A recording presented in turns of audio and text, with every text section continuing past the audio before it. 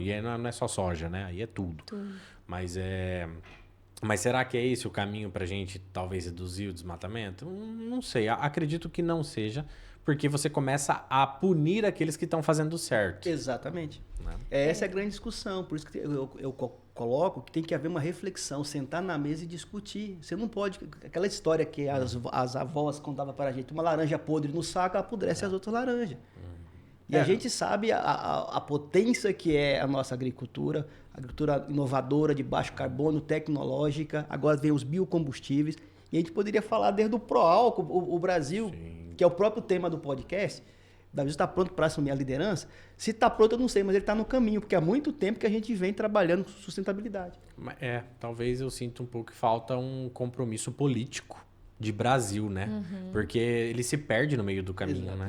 E uma coisa muito relevante, né, da gente considerar a questão do custo de produção, né? A gente vê cada vez a necessidade, né, os agricultores, né?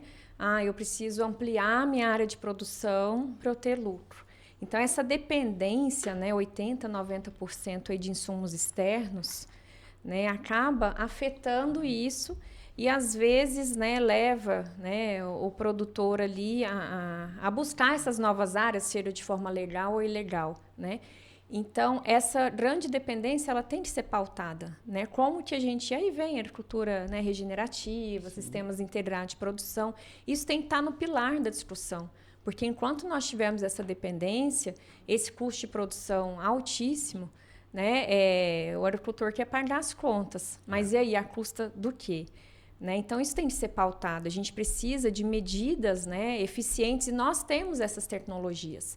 Então, precisamos disseminar, né, fazer com que, né, as nossas universidades levem essa tecnologia, né, que os agricultores consigam realmente ver que é viável, é possível.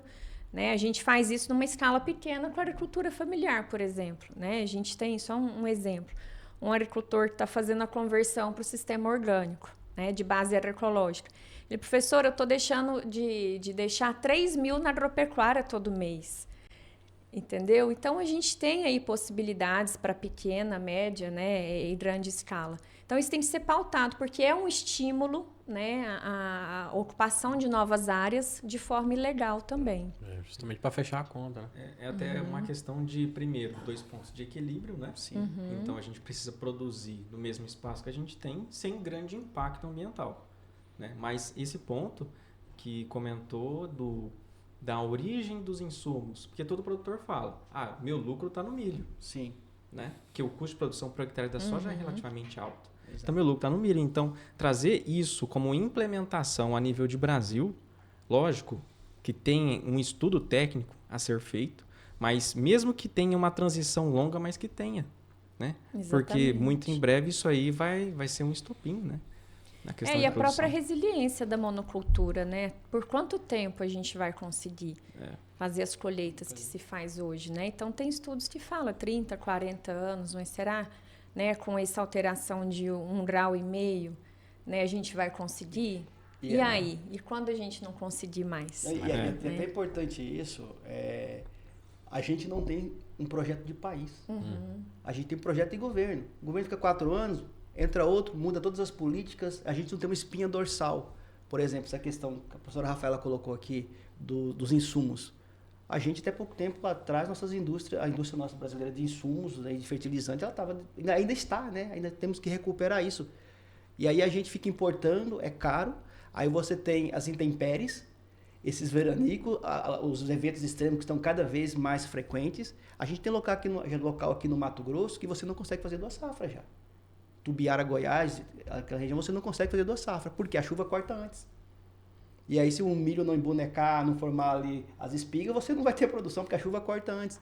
Eu até assisti domingo agora, acho que no Globo Rural, daquela pescadora da Embrapa, com os bioinsumos, está produzindo, e é uma perspectiva do Brasil sair dessa dependência absurda dos fertilizantes importados. Que ela ganhou o prêmio, eles chamam de Oscar da Agricultura, né? Mariângela Hungria. Exatamente. Eu falei assim, cara, é isso que a gente tem que investir. Porque é isso aí que tem que propagar, tem que levar para aquele produtor que não tem as condições de... Porque um grande grupo, essas trades enormes, ela está mais estabelecida. Mesmo assim, elas passam dificuldades. Né? Então, a gente tem que abordar e pegar essas práticas positivas e implementar isso no sistema.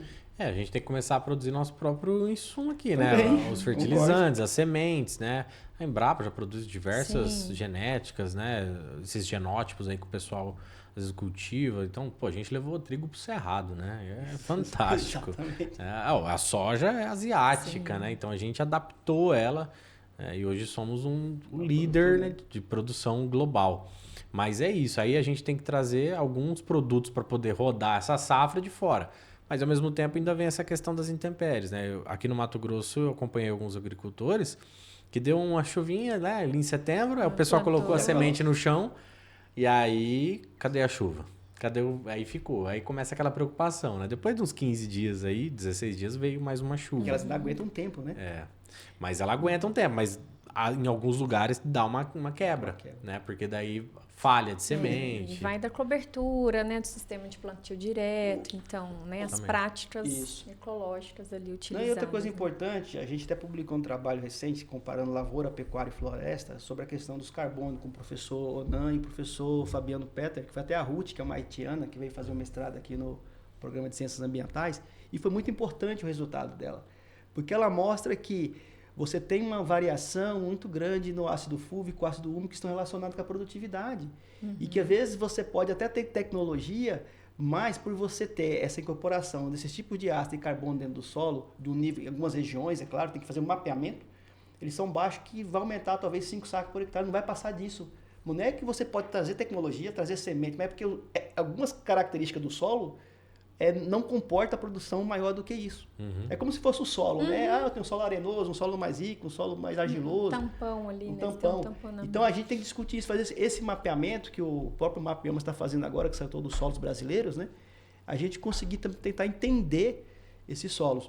Tanto é que a gente tem um projeto chamado Processo Ecossistêmico, que a gente avalia como é que está distribuído esse carbono até 1 metro de profundidade dentro de floresta e áreas abertas também, para tentar entender esse processo.